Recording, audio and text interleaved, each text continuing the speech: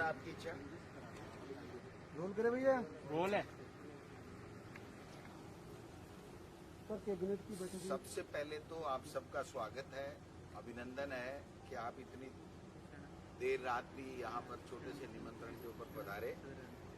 आज कैबिनेट की बैठक थी, मंत्रिपरिषद की बैठक थी। माननीय मुख्यमंत्री अशोक जी गहलोत साहब ने बहुत सारे जनहित के फैसले आज कैबिनेट में किए हैं, लेकिन एक फैसला शिक्षा विभाग से संबंधित है, उसके बारे में मैं अपनी बात रखना चाहूंगा।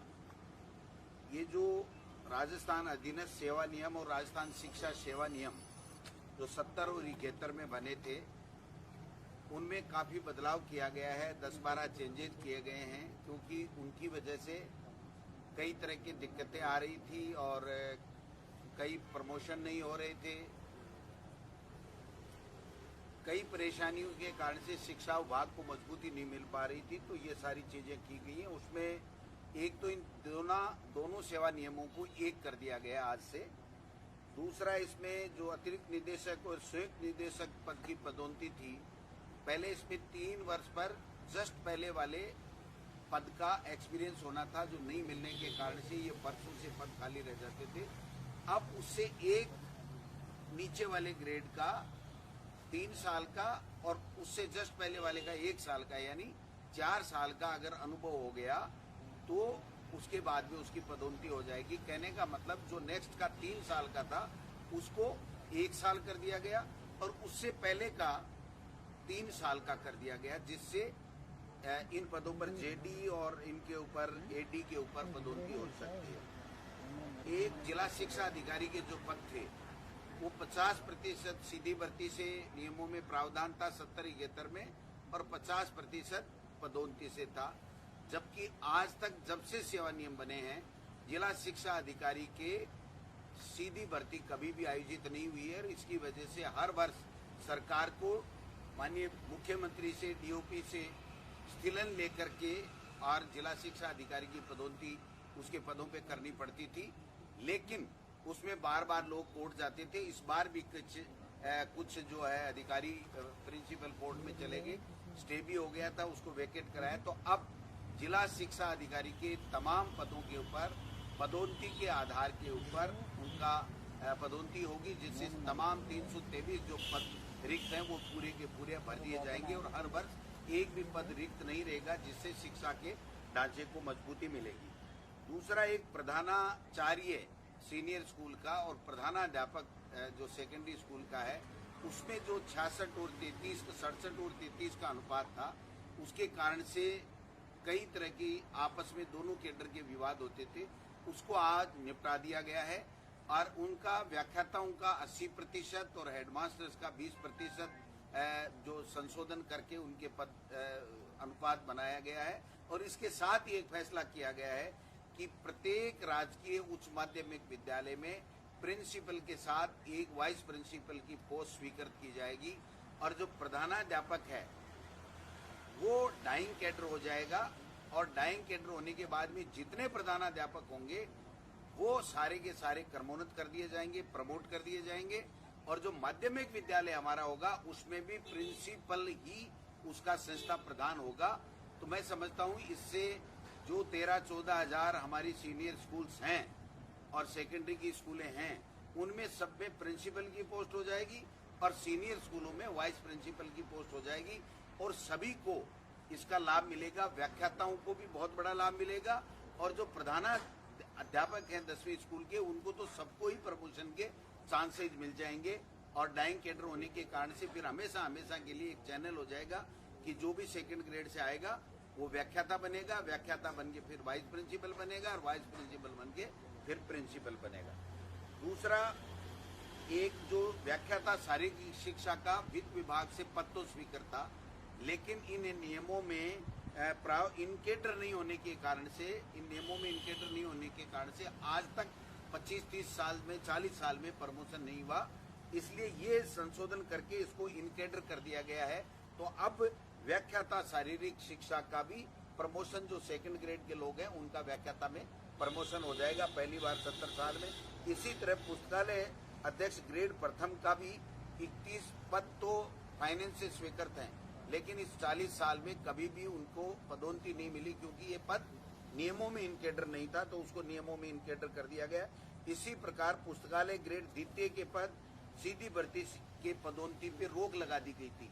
उसमें प्रावधान तो कर दिया नियमों में, लेकिन उसमें ये एक लाइन लिख दी कि ये आगे भर्ती नहीं की जाएगी, तो उसकी वजह से ये भर्ती जो है नहीं हो रही थी, इसको भी कर दिया गया। एक महत्वपूर्ण निर्णय और लिया गया है कि जो पंचायत राज में शिक्षक नई भर्ती होती है और माध्यमिक शिक्षा में पंचायत राज से ही 3rd ग्रेड के टीचर जाते हैं, नई भर्ती उसकी कोई नहीं होती है। तो 3 साल की शर्त थी उसमें पहले 6D के अंतर कि 3 साल की पंचायत राज में आपकी सेवा होने पे ही कोई टीचर है वो माध्यमिक शिक्षा में जा सकता था।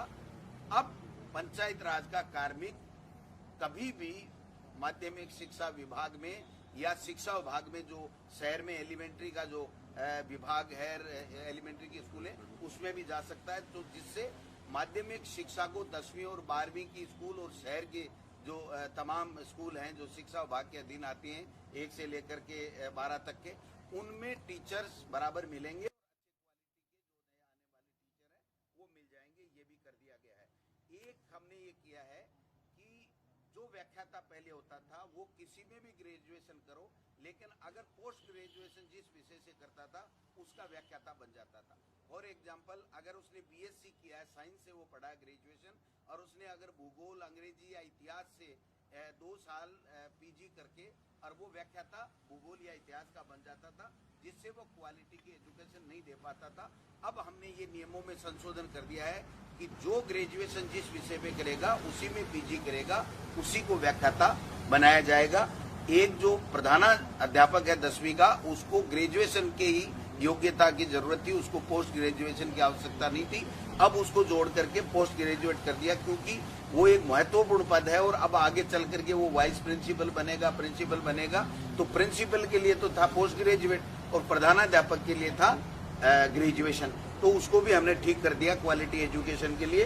एक प्रतियोगी परीक्षाओं से अगर कोई व्यक्ति अपने कैडर में OBC, SC, ST में अगर 1 नंबर भी ले लिया या माइनस मार्किंग भी हो गई या 5 नंबर भी 100 में से ले लिया, तो वो भी व्याख्याता बन जाता था या टीचर बन जाता था।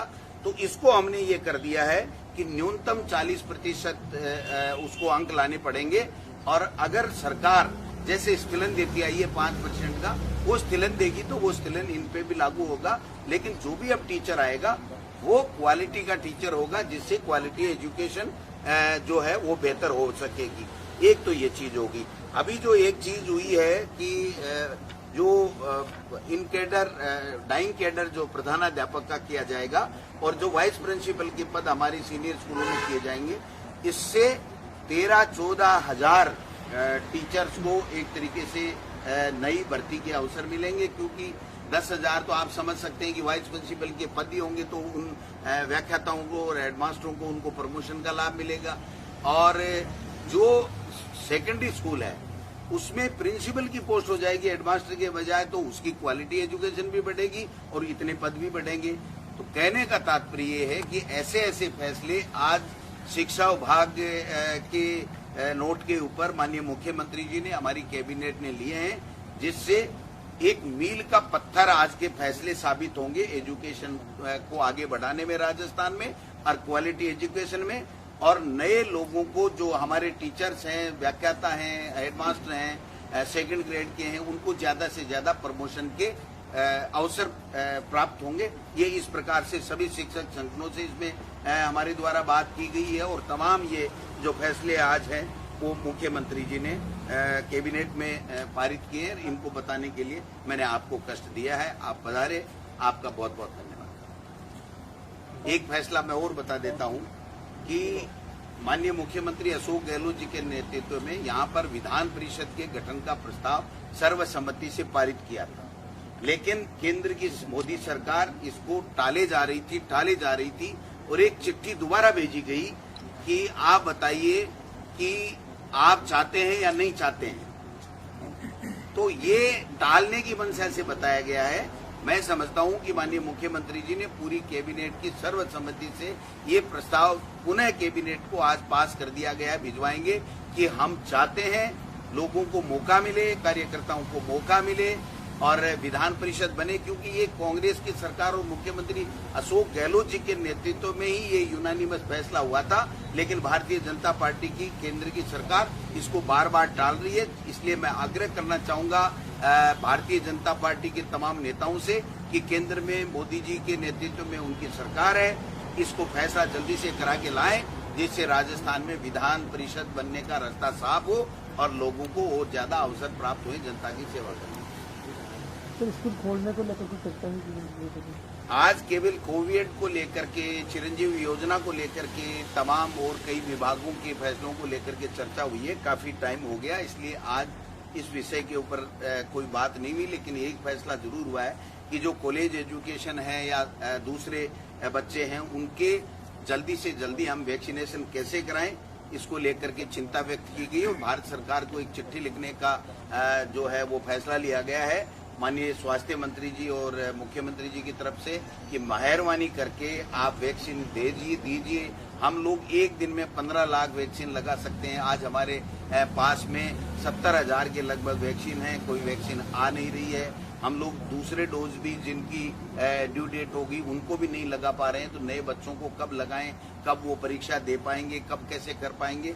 तो ये केंद्र की सरकार से हम आग्रह करते हैं कि इसके ऊपर संवेदनशीलता के साथ में फैसला करें। वो चाहे मंत्रिमंडल विस्तार करें, किसी की छुट्टी करें, किसी को अंदर करें, वो उनका फैसला है। लेकिन मेहरबानी करके वैक्सीन के ऊपर अब स्वास्थ्य मंत्री जी को हाथ धोना पड़ गया, केंद्र के मंत्री जी को, जो तो इससे ये साफ जाहिर है कि मोदी जी की केंद्र सरकार जो कोरोना काल में उनको मैनेजमेंट करना चाहिए था, जो इनको व्यवस्थाएं करनी चाहिए थी, उसमें पूरी तरीके से फेल हुई है और उसके कारण से केंद्र के स्वास्थ्य मंत्री का इस्तीफा मोदी जी को लेना पड़ा है। अपनी साख बचाने के लिए किसी की बलि दी है, लेकिन जिम्मेदारी प्रधानमंत्री की है।